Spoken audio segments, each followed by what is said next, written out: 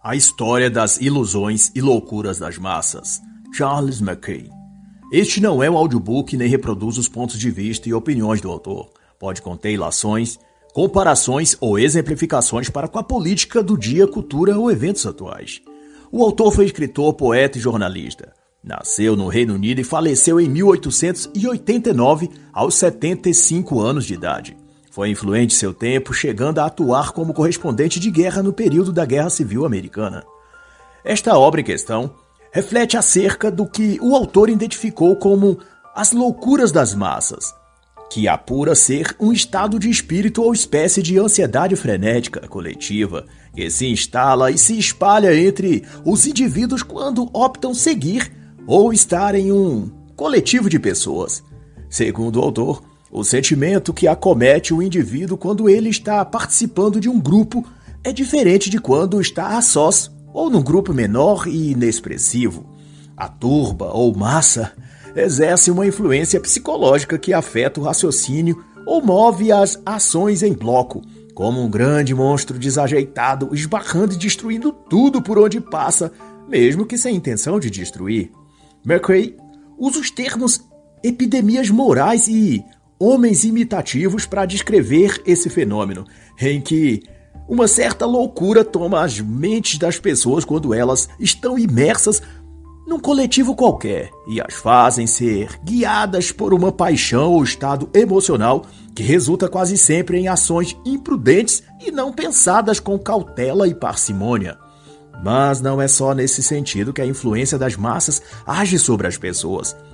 Há também destacado pelo autor o tipo de delírio popular que move as pessoas em bando a reproduzir comportamentos grupais ou coletivos no tocante a consumo, compra de objetos, adesão a linguagens, hábitos, vícios ou a frequentar lugares, professar certas crenças, adotar certos vestuários. Enfim, em diversos aspectos e situações, as loucuras humanas são manifestas e extrapolam ilusões coletivas. Às vezes, puramente divertidas, outras vezes por mera estupidez, mas tantas outras para, de fato, tragédias lamentáveis. Cito nesse contexto o ocorrido, para exemplificação da minha parte, não do autor, o ocorrido em 8 de janeiro de 2023, na sede do governo federal em Brasília. Milhares de cidadãos indignados com a ascensão comunista do país depois da posse do ex-presidiário ao cargo de presidente da República foram em bandos vestidos de verde e amarelo até as dependências do Congresso e dos poderes executivo, judiciário e legislativo federal. E dentre os atos, houve depredação do patrimônio, furtos, danos a obras de arte, defecação em ambientes internos do palácio, agressões físicas e vandalismo geral. Os grupos, antes mobilizados desde o dia 31 de outubro e novembro em frente aos quartéis do Exército em diversas partes do país, tomaram ônibus e veículos menores e resolveram invadir o Congresso de Brasília. Na ocasião não havia planos, não havia uma ideia concreta do que fazer quando chegassem lá e nenhuma noção dos resultados ou consequências dos seus atos. Apenas foram, porque o ímpeto da multidão é uma energia coletiva que mobiliza os comportamentos sem que as massas pensem ou reflitam. É o que Charles Mackay denomina aqui de ilusão ou delírio das massas. E o custo desse frenesi coletivo sem planejamento e precipitado foi que os homens maus que premeditavam tiranizar os brasileiros que apoiaram o quando então presidente Bolsonaro conseguiram então o respaldo para agirem com toda a tirania que tinham vontade. O presidente do STF, que já vinha rasgando a Constituição, se revestiu ainda mais de arbitrário poder e numa só canetada afastou o governador eleito e o secretário de Segurança Pública, sob o álibi de que não se precaveram dos atos terroristas bolsonaristas, mas na verdade era uma retaliação por terem esses apoiado Bolsonaro ou sido críticos ao PT ou a Lula, etc. No mesmo samba de crioulo doido, empresas de comunicação que criticaram Luiz Inácio da Silva, como a Jovem Pan, por exemplo, foi imediatamente acionada na justiça para a suspensão da concessão pública de transmissão, sob o mesmo argumento de que apoiam os terroristas bolsonaristas. Empresários consolidados também foram judicializados para que suas empresas sejam fechadas. Comentaristas, parlamentares de direita, devidamente eleitos, todos também acusados na justiça de incentivarem o ódio digital e, por isso, co-participantes nos atos terroristas dos milicianos bolsonaristas em Brasília no dia 8 de janeiro de 2023. Funcionários públicos, ligados direta ou indiretamente à direita, ou ao menos simpáticos ao governo Bolsonaro, foram exonerados. Professores, policiais, até profissionais de segurança aposentados, mas que declararam no passado voto em Bolsonaro, foram punidos com o pretexto de que eram influenciadores ideológicos dos terroristas bolsonaristas. E até idosos e crianças foram colocados em reclusão, sem alimento ou água, como num campo de concentração, onde a cada um era atribuído o crime de terrorista e um processo criminal na justiça. Tudo isso, toda essa lambança, porque ações emocionadas de grupos inconsequentes foram efetivadas de modo errado, na hora errada. Mas porque, como o autor diz, as massas são facilmente dominadas por uma alquimia de sentimentos e emoções, em que suas mentes são magnetizadas por um delírio coletivo que não vê consequências ou resultados. Apenas a própria vibração do momento é um tipo de loucura, portanto. E nesse mesmo eixo de considerações é que o autor traz à tona o caso de John Law, nos idos de 1720 na França. Ele, um escocês talentoso para os números e operações matemáticas e financeiras, teve a seu favor, além da habilidade matemática, um forte carisma, um sorriso sedutor, uma altura privilegiada, mais de 1,80 m, e uma boa herança financeira deixada pelo seu pai. Law, assim que o pai faleceu, deixou sua cidade natal e se aventurou por Londres e mais tarde França. Teve uma vida hedonista, viciou-se em apostas e variou entre fazer fortuna e depois perder tudo, até sua herança paterna. Teve problemas com a justiça, foi preso, envolveu-se em casos amorosos com damas casadas e foi expulso ou fugido de várias cidades por onde passou. Ao estabelecer-se na França, ganhou o afeto do regente real, que substituía o rei que era menor de idade. Sua conversa fácil e jeito charmoso encantava a moços e moças.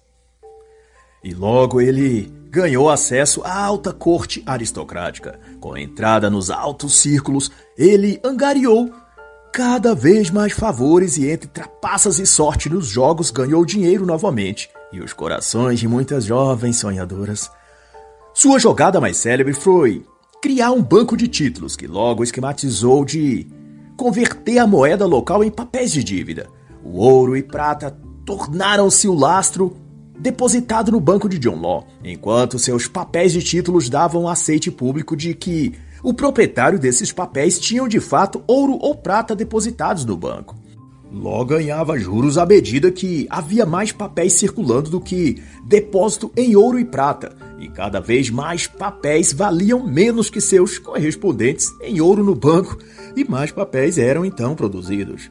No auge disso, o banco tinha se tornado propriedade do Estado. O regente era seu garantidor principal e Law uma espécie de administrador das finanças reais. Daí, o ouro do rei também passou a ser cotado como lastro e garantia dos papéis que circulavam em todo lugar. E com tal garantia, o próprio regente, orientado por Law, expandiu os negócios e numa série de acordos comerciais de exportação tramitados com papéis de títulos de propriedade, estabeleceu-se o que veio a ser conhecido como Companhia das Índias, e no início, o número e facilidade de negócios atraiu muitos investidores. E quando veio a se saber que os papéis de Law e do banco estavam agora além mar, projetando lucros fáceis e fartos, a multidão de gente comum quis também fazer parte daquilo. Chamou-se então de Esquema Mississippi, ou dos bilhetes de Estado, e se tratou, de modo simplificado, de que quaisquer indivíduos que depositassem ouro ou prata de sua posse no banco recebiam um título com cota de propriedade na Companhia das Índias. Cada pessoa viu a chance de se tornar um tipo de sócio da Companhia Marítima e a promessa de lucros exorbitantes, juros altíssimos e o ouro do rei garantindo todo o negócio. Isso atraiu milhares de todo lugar. Todavia, aquilo não passava de um esquema de pirâmide, para trazer para nossos termos de hoje. E uma pessoa era impelida pela outra que ela via prosperar, entre aspas aqui, e a seguinte por essa e assim por diante. No efeito, manada onde todos agem de um jeito porque os outros estão agindo, até que ninguém tenha mais qualquer explicação para aquilo, apenas agem daquele jeito e pronto, ninguém sabe quando começou. E assim toda aquela gente se fez possuidoras de ações do Mississippi, portadoras de títulos da empresa de John Law e o Banco do Rei. Não é que entendiam de quaisquer questões financeiras ou de negócios, mas se todos estavam fazendo, o impulso de seguir as massas, de acompanhar a multidão, era praticamente irresistível, era o efeito rebanho. E como toda pirâmide financeira, os primeiros a entrar ganham, e todos os demais que entram depois arcam com todos os prejuízos. E não demorou até que se revelasse que os títulos não tinham a cobertura de ouro e prata nas somas correspondentes, e os mais bem relacionados nos círculos da alta classe, ao saber disso, retiraram seus metais do banco e trocaram seus títulos por propriedades tangíveis e bens materiais como obras de arte, objetos físicos de valor, e levaram o que tinham em riqueza da França para a Inglaterra, Holanda e outros lugares. Com o risco fiduciário, o regente impetrou diversas medidas como bloquear bens, limitar retiradas de valores em espécie nos bancos e aumentou então o valor dos papéis em relação ao equivalente em ouro e prata. Mas a cada ação, uma nova tragédia econômica se apresentava, até que cabeças começaram a rolar. No fim, o banco faliu, a companhia precisou ser repassada valendo menos da metade do seu valor. As pessoas comuns e pobres que sonhavam com a riqueza fácil e rápida se viu mais pobre e miserável do que antes, e todo o país passou a sofrer um colapso e estado de falência generalizado. O governo não tinha crédito estrangeiro e não podia mais comprar ou vender. As reservas financeiras do país tinham exaurido e toda a cadeia produtiva tinha também colapsado, uma vez que grande parte dos trabalhadores e produtores tinham deixado o ofício para se tornarem homens e mulheres de negócio. Com a riqueza fácil, não precisavam mais trabalhar na lavoura, na terra ou no comércio. Eles podiam circular na alta sociedade e fazer como a gente rica fazia, jogar a conversa fora e passar horas em bailes, festas e clubes, dançando e bebendo. O desespero foi tanto que o governo chegou a confiscar pertences das pessoas, tudo que tivessem de valor para recuperar as finanças do país, e a proibir das pessoas deixarem o reino. Era uma verdadeira quarentena ou estado de sítio.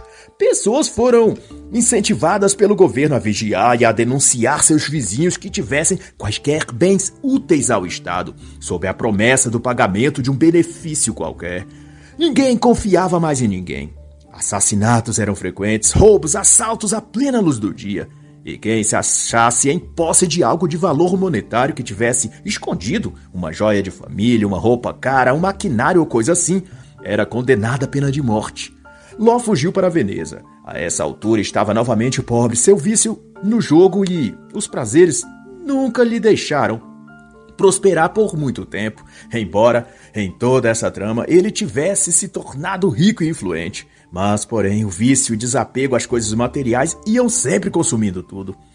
Ele manteve essa vida dissoluta até sua morte em 1729. O regente que participou de toda a marmotagem faleceu em 1723, enquanto refestelava com sua amante em frente à lareira.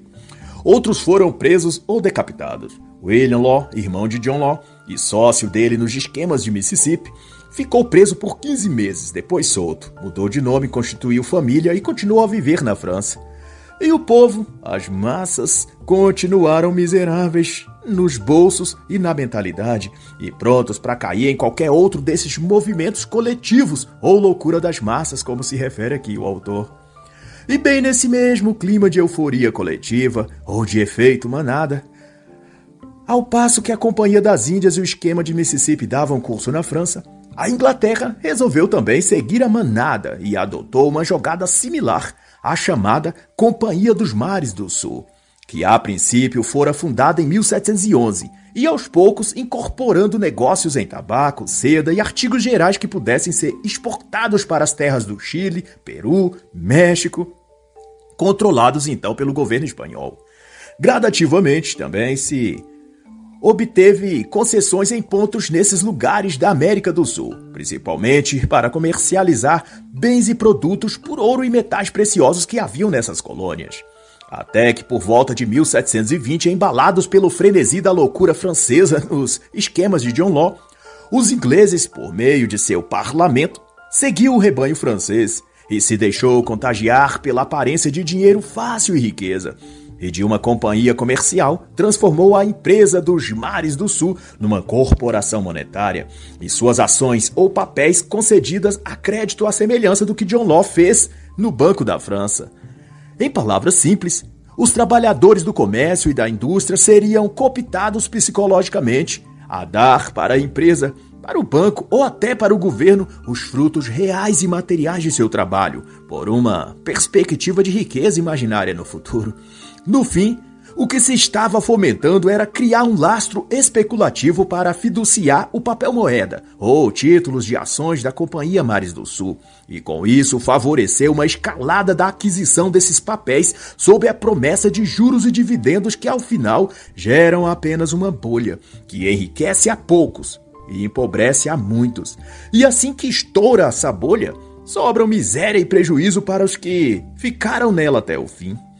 Se dizia à época que parecia que toda a nação havia se tornado corretora de ações. Os bancos chegaram a ficar com as passagens bloqueadas, tamanho fluxo de pessoas. Todo mundo estava comprando ações.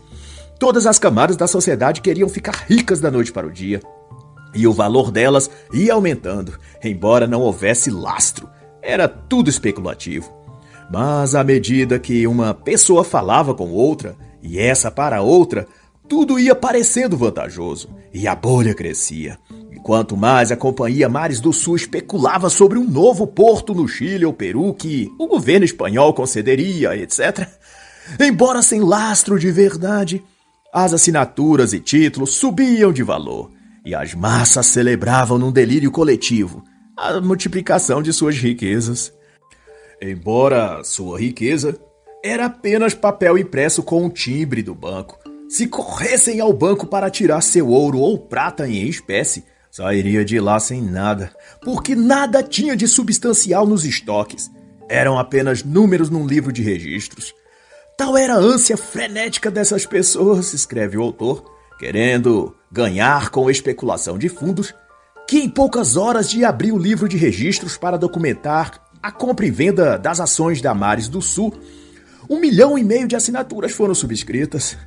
E ia acrescentando que novos esquemas, novas empresas e novos negócios, falsos e verdadeiros, surgiam diariamente na onda de enriquecer fácil. E desde a mais alta aristocracia até o mais humilde trabalhador, todos ardiam pelo desejo coletivo de riqueza fácil. Ao lado dos patifes e golpistas, celebravam também os tolos que estavam sendo enganados.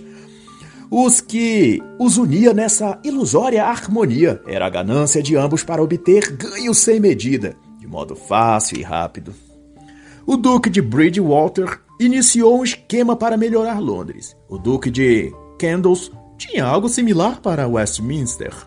E assim não sobrava ninguém que não utilizasse do capital especulativo para inchar mais a bolha e tirar a maior vantagem possível. Enquanto a ruína era preparada para as camadas mais baixas, como toda pirâmide, a base é a que sustenta a maior parte do peso e a que fica com as ruínas depois que tudo se desmorona. Um texto da época, trazido então por Charles Mackay, dá uma plena noção do ambiente mental que circundava os homens e mulheres do lugar. Os assinantes aqui flutuam aos milhares, uns aos outros empurrando. Cada um vai remando num barco furado, pescando ouro e se afogando. Em julho de 1720, a Câmara e o rei iniciaram medidas para tentar frear o que se anunciava uma tragédia. A bolha dava sinais de estar no limite e ia explodir. Mas era difícil conter a loucura predominante das massas, todos seduzidos pelos mais de 300 milhões de libras que circulavam em títulos e papéis especulativos na Inglaterra. Mas, no entanto, aquelas somas não existiam em metal de verdade em nenhuma parte. Eram títulos de Estado lançados no mercado especulativo pela Companhia Mares do Sul. E como ocorre nas bolhas e pirâmides financeiras, a fraude só se mantém enquanto se sustenta a confiança pública. No momento em que alguém sai da bolha e se dá a conferir e tentar resgatar o seu valor de papéis por valor real em moedas, ouro ou espécie, daí a fraude é descoberta. Não há lastro nem o que as pessoas retirarem do banco. A sua riqueza só existia no papel e não poderia ser transportado para a vida real. Àquela altura, para cada 10 milhões de libras com lastro real, outras 200 milhões circulavam em papel especulativo.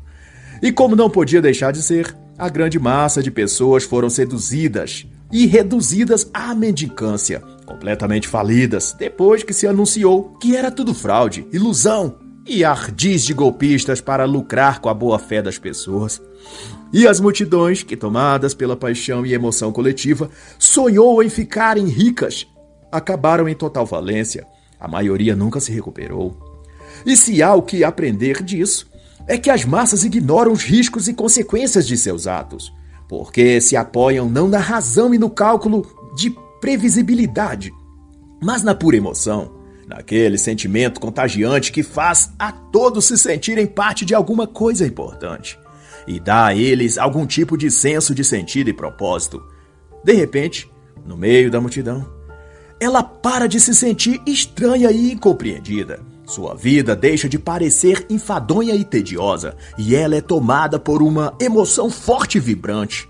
E a sensação é de que no final tudo dará certo. E esse calor humano é por si só a confirmação de que estão no caminho certo e que devem continuar.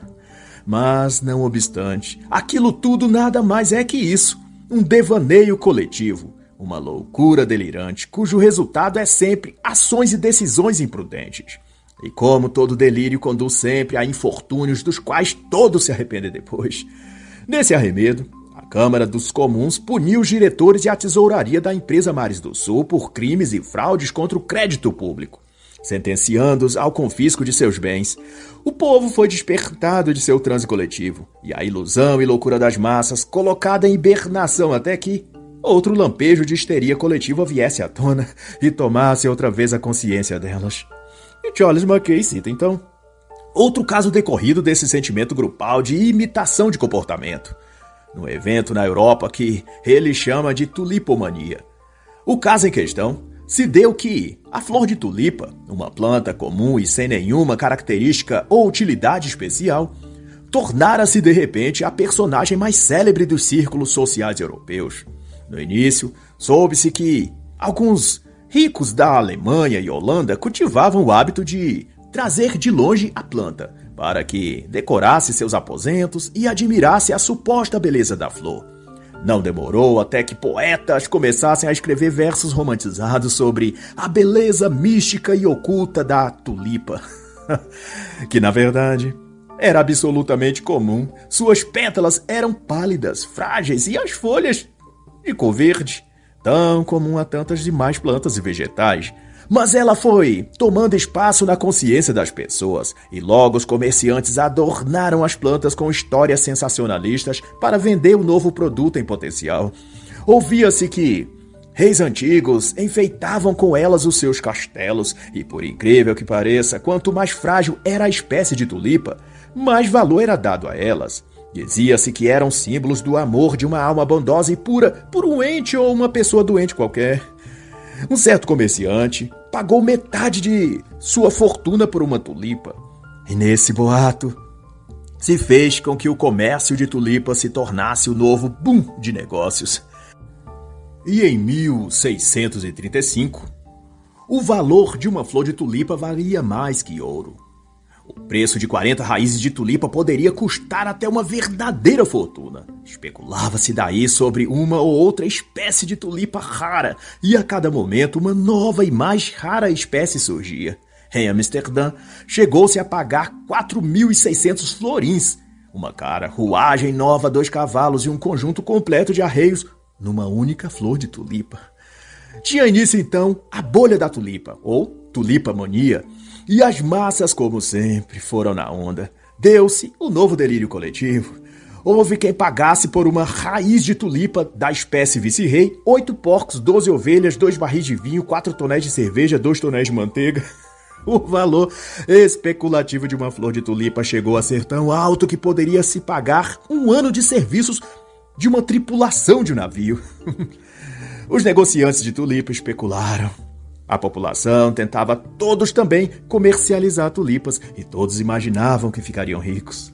Cidadãos comuns, fazendeiros, mecânicos, criados e marinheiros, diz o autor, todos se converteram em comerciantes de tulipas. Compravam, vendiam, negociavam no mercado financeiro o novo ouro de tolo. Casas e terrenos foram negociados para compra e venda de tulipas. Cavalos, carruagens, bens de todo tipo viraram moeda de troca para se obter a grande e valiosa joia, uma flor de tulipa. Foi tanto o alvoroço que houve a necessidade de se estabelecer códigos de leis no comércio para orientar os negócios de tulipa. Mas então, quando todos pareciam ter tulipas, mas não dinheiro de verdade, viu-se que estavam presos numa miragem, num sonho sem sentido. E quando o primeiro rico da cidade renunciou suas tulipas e recusou-se a comprar mais, o efeito frenesi se deu novamente entre as massas, mas dessa vez no sentido oposto, querendo cada um se desfazer de suas tulipas e reaver o que tinha investido. Os preços caíram, as tulipas raras e tão cobiçadas passaram a valer 1/4 do valor anterior, e não tinha quem mais se interessasse. Aqueles que investiram na planta se viram quebrados e com dívidas, e os que se desfizeram de casas e bens para comprar e vender a flor de tulipa estavam agora falidos e em total miséria. Houve convulsão social, brigas generalizadas, todos acusavam todos de fraude e de dolo. E como as tulipas tinham sido feitas de lastro especulativo de crédito, os cofres públicos também se viram em apuros e a dívida do Estado foi à bancarrota. E em 1636... o governo de Amsterdã estava imerso no caos financeiro, e por muito pouco a França e a Inglaterra não foram também colapsadas pela tulipomania, pois agiotas e especuladores financeiros levaram também as tulipas para serem comercializadas na Bolsa de Valores em forma de títulos de propriedade, tudo em valor especulativo e sem lastro.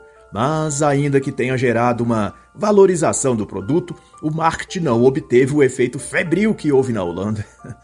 Ademais, Charles Mackay enxerga que tais alucinações sociais e paranoia coletiva que assalta as massas têm sua causa num certo descontentamento da qual a humanidade sofre em conjunto, uma inquietação interna que as motiva a perseguir formas de preenchimento que as põe nesse labirinto de erros e loucuras em massa. Para Mackay, essa declinação se traduz em preocupação, receio, afligimento pela morte, pelo trabalho duro ou árduo e pela incerteza do futuro, que também pode ser descrito como amor e apego pela vida, desejo de abundância ou de riqueza e curiosidade ou vontade de dominar e controlar o futuro.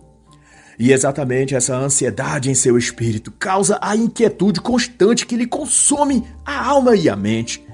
Ele põe em pensamento buscar por um elixir mágico, como diz o autor, uma pedra filosofal, uma poção milagrosa ou método ou segredo que, em posse desse, essas pessoas serão jovens permanentemente, prósperas ilimitadamente, e não precisarão temer o futuro ou quaisquer dificuldades, pois terão aquele cetro mágico que expulsa o mal e as sombras e lhe traz a luz da realização perpétua. Portanto, a cada alquimista que aparece prometendo transformar pedra em ouro, essas massas carentes de certezas, de abundância ou em fuga da morte, da dureza do trabalho e das vicissitudes da vida, apegam-se àquilo como um náufrago a um bote salva-vidas no oceano. Acreditar naquilo não tem a ver com a veracidade do que promete, mas com o vazio interno de suas almas que tentam preencher. Cada esquema monetário que promete a abundância fácil e rápida não é apenas a chance de saírem da pobreza, mas também a oportunidade de saciar a alma da sede permanente que suas almas sentem. A água da vida jorrando da fonte milagrosa é o que os alquimistas prometem, e é o que as massas buscam. E acreditar, aplicar a fé, é o que une as multidões de fiéis ao seu guru espiritual do momento.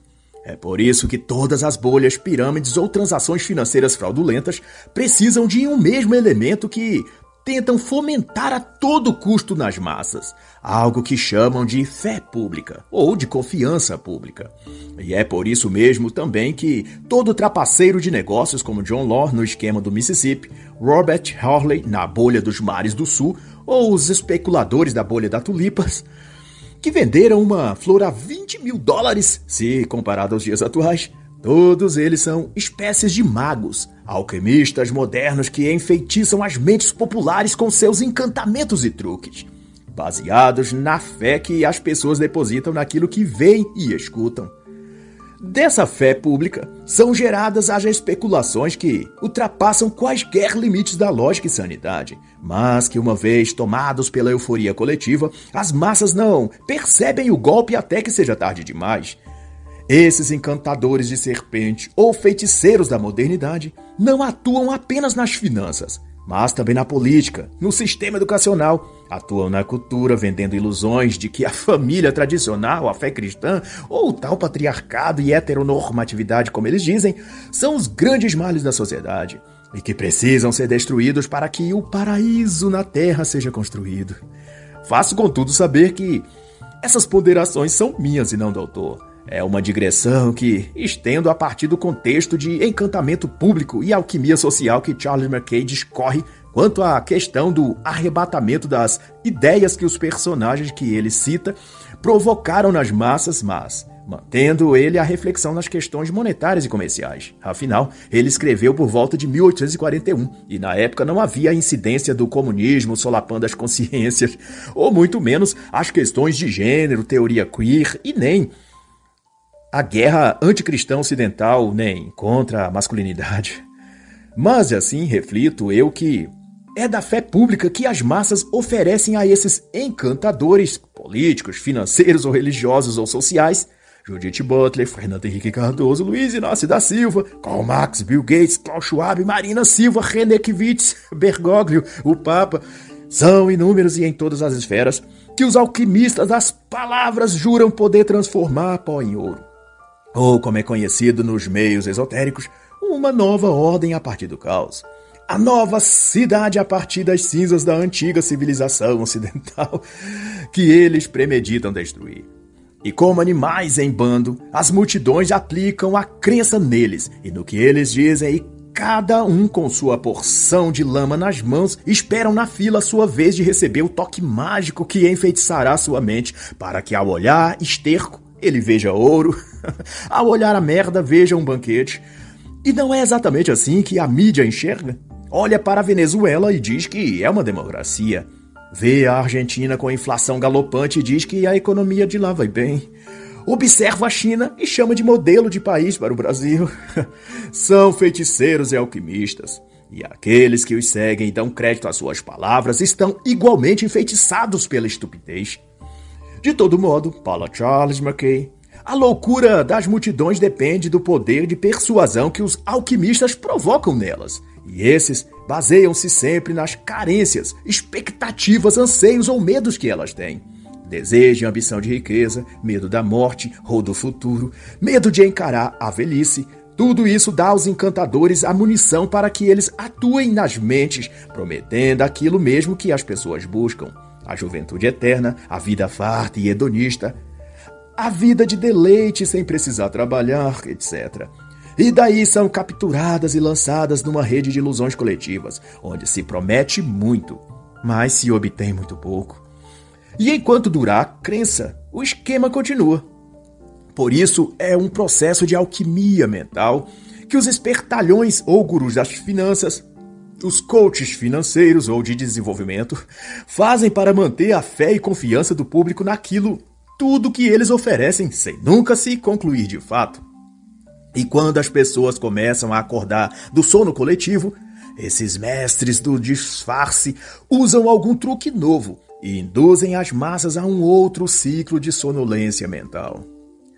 Há quanto tempo, por exemplo, as ideologias comunistas vêm sendo derrubadas depois de renovadas sobre as mentes das pessoas sem que elas acordem e despertem de vez? A farsa do marxismo já passou pela varinha mágica de Marx e Engels, de Trotsky, de Lenin, de Stalin, foi combatida no pós-Segunda Guerra, depois na queda do Muro de Berlim, mas insistentemente foi despertada cada vez que adormecia, e não faltou feiticeiros, bruxos e bruxas que fizessem suas mágicas negras para devolver-lhes a vida. Lukács, Adorno, Horkheim, Marquise, Gramsci, ou se você preferir, Xi Jinping, Obama, Hillary Clinton, Lula, Nicolás Maduro, López Obrador.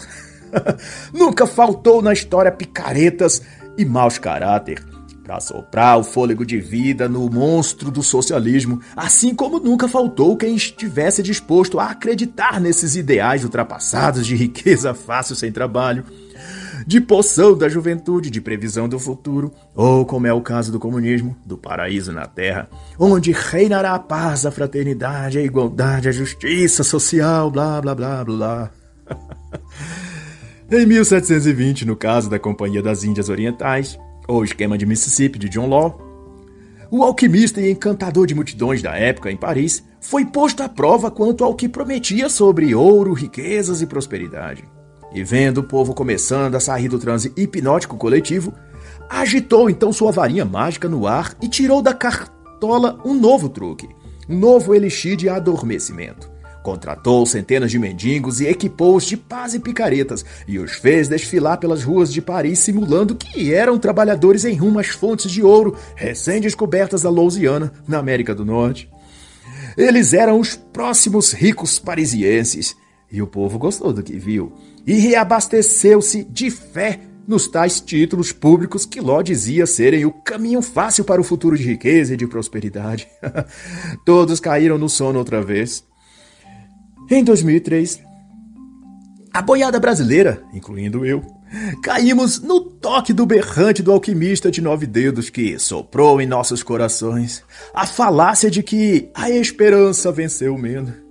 E todos adormecemos ao som de suas mentiras doces. 20 anos depois, o feitiço foi de novo lançado. Desta vez eu não caí, mas muita gente adormeceu de novo no sono coletivo, escutando outra vez a falácia doce de uma nova canção de ninar. O amor venceu o ódio, é o que diz o novo feitiço. Mas isso à parte, filósofos de Frankfurt, políticos do Foro de São Paulo, jornalistas da TV Globo e afiliados do PT em geral, todos têm em comum esse poder místico de iludir as massas e conduzi-las a um entorpecimento dos sentidos. Uma magia negra que não teria efeito se as próprias massas não fossem tão hedonistas, ambiciosas, avarentas, egoístas, egocêntricas e esquecidas de Deus. Como dito em Tiago 1, 14 e 15, fazendo eu um adendo, cada um é tentado pela sua própria cobiça, quando esta o atrai e seduz. Então a cobiça, havendo concebido, dá à luz o pecado, e o pecado, sendo consumado, gera morte. Vede que o próprio Isaac Newton caiu no engodo da Companhia Mares do Sul e foi levado à falência financeira. Isso quer dizer que um mero descuido pode abrir passagem para as ilusões e loucuras das massas e adentrar nossa mente e espírito. Como diz afinal o autor, a alquimia pode, enfim, ser uma poderosa ilusão para a mente. E todo delírio popular, como se vê, tem em sua base algum tipo de ilusão, uma falácia contada e repetida até que passe a ser parte do imaginário popular e a compor no coração e mente das pessoas o status de verdade, embora não se tenha sido apresentado provas da veracidade daquilo. Posso eu citar, de minha parte, e não do autor, o próprio caso do comunismo. Não se viu em qualquer época ou lugar uma prova de que esse sistema político, econômico, social deu certo. Mesmo assim, ele se transmuta como a pedra filosofal alquímica e continua a inspirar multidões, assim como políticos e classes artísticas, jornalísticas e gente comum, todos ainda acreditando em que apenas deturparam Marx e que o verdadeiro comunismo ainda está por vir. É o famoso fim do arco-íris que ninguém nunca chega lá. Doravante, quando uma palavra mágica é repetida a quantidade de vezes necessárias para penetrar nas defesas psíquicas da pessoa, essa palavra ou frase se torna o gatilho, a brecha por onde diversas outras falácias e encantamentos passarão, levando-se a perder de vista o que é fato e o que é narrativa, fazendo tudo se misturar na mente daquele indivíduo ao ponto dele aderir a todo o pacote, por não discernir mais entre os doces verdadeiros e os doces de mentirinha. Posso acrescentar, por minha conta e risco, que um desses feitiços foi empregado por meios virtuais entre dezembro de 2022 e janeiro de 2023 nas mídias digitais do Brasil. Dado a reeleição do Sapo Barbudo, muitos influencers e youtubers de direita passaram a iludir as massas ditas na imprensa bolsonaristas, fazendo uso de frases de efeito e palavras gatilho que, ao tocarem nos corações dos patriotas bem-intencionados, tinham o efeito de um gás paralisante cognitivo. De repente, as faculdades mentais dessas pessoas foram comprometidas. Elas adormeceram sob a cantiga enganosa dos alquimistas da direita, que entoaram em seus ouvidos o jargão metafórico. Tic-tac, tic-tac. A hora está chegando, diziam eles. Os generais se reuniram. Fontes afirmam, o molusco não subirá a rampa. O comunismo não chegará no Brasil. Tic-tac, tic-tac.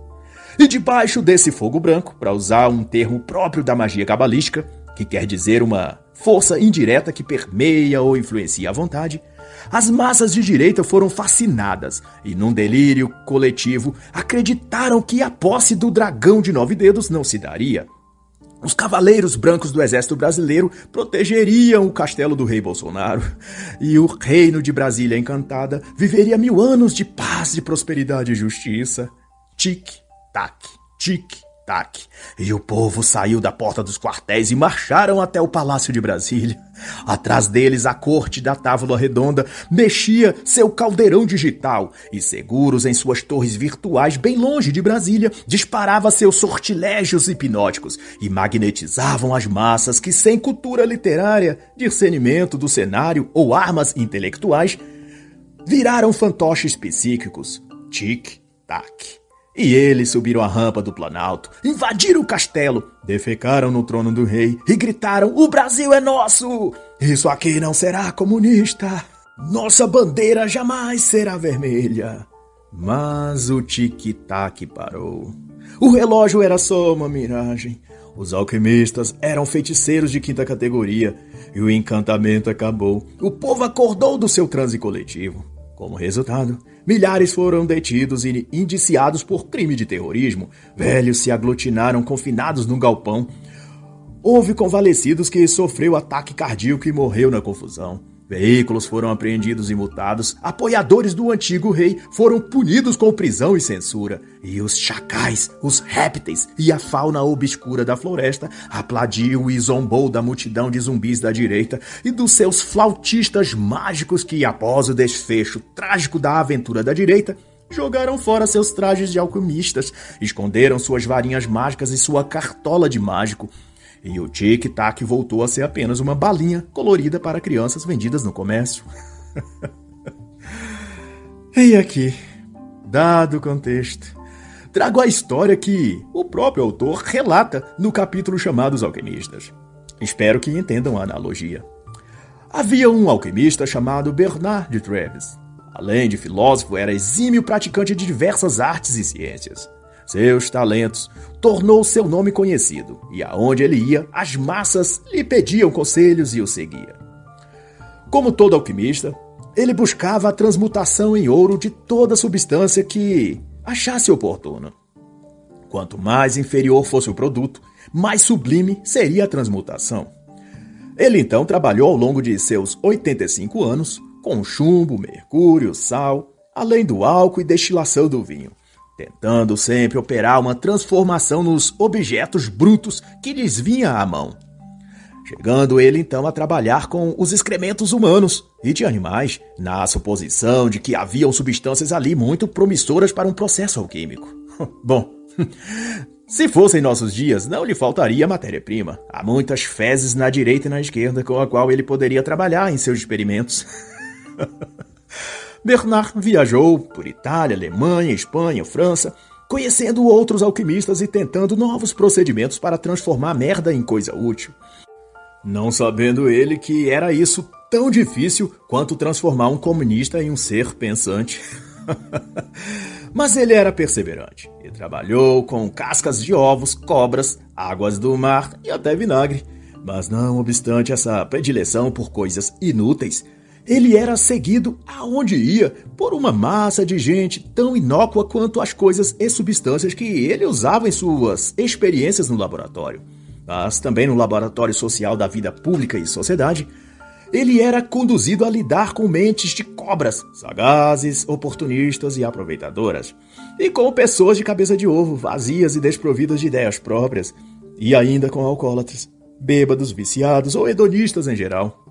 Mas quanto às andanças e aventuras de Bernard, ele foi impelido a ir certa vez à Alemanha, e lá convencido por um outro alquimista, ainda mais sagaz, que se depositasse uma quantia de ouro num certo forno mágico que tinha ali, a quantia de ouro se multiplicaria em poucas horas até 3 vezes mais do que a quantia original. Era os juros alquímicos, vamos dizer.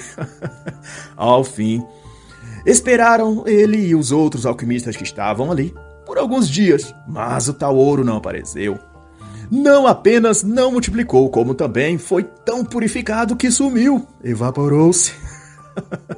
Mas Bernard prosseguiu na missão de encontrar o segredo esotérico da pedra filosofal, que enfim transformaria imundície em coisa de valor. E nesse sentido, talvez sejamos todos algum tipo de alquimistas, desejando uma pedra ou fórmula mágica ou receita milagrosa que transforme fezes metafóricas em algo de utilidade.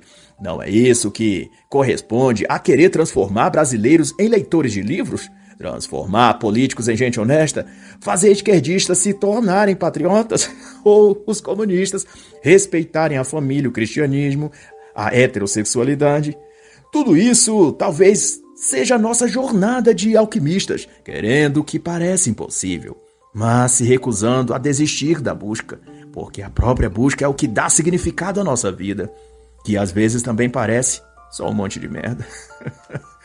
Mas assim, Bernard viajou atrás de seu sonho, da Alemanha para Viena, de Viena para Roma, de Roma para Madrid, Grécia, Constantinopla. Durante 8 anos ele percorreu do Egito à Pérsia e de lá à Inglaterra. E ao fim se retirou para uma ilha isolada, pois tinha ficado tão pobre que se tornara um mendigo. Ele veio então a falecer em 1490, deixando alguns livros escritos sobre alquimia. Mas de tudo que ele disse e escreveu, a mais sábia delas foi que o segredo da filosofia era o contentamento por uma vida simples, sem os sobes e desces das grandes ambições por transmutar a própria realidade, que ao final não passa de um anseio delirante por transformar o que não é naquilo que ele não precisa ser. Para depois de muitas tentativas e anos perdidos, descobrir que a maior e mais necessária de todas as transformações era em nós mesmos, aquela que só a própria pessoa pode fazer em si mesma. E assim está escrito: sobre tudo que se deve guardar, guarda o teu coração, porque dele procedem as fontes da vida. Provérbios 4, 23. E assim encerra a análise da obra A História das Ilusões e Loucuras das Massas, de Charles Mackay.